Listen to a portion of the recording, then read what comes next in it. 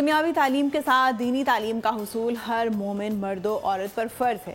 شکر گڑھ میں حفاظ کرام کے درمیان منزل سنانے اور قرات کے حوالے سے مقابلے کا انعقاد کیا گیا، جس میں ضلع بھر کے مدرسوں کے طلباء نے حصہ لیا۔ شکر گڑھ سے رپورٹ کر رہے ہیں شہزاد حسین۔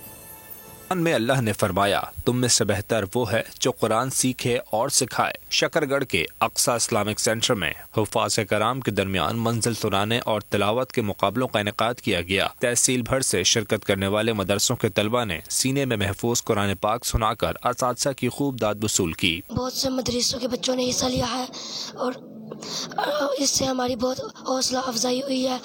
آج یہاں پر ہمارا امتحان ہوا ہے اور بہت سارے بچوں نے اس میں حصہ لیا۔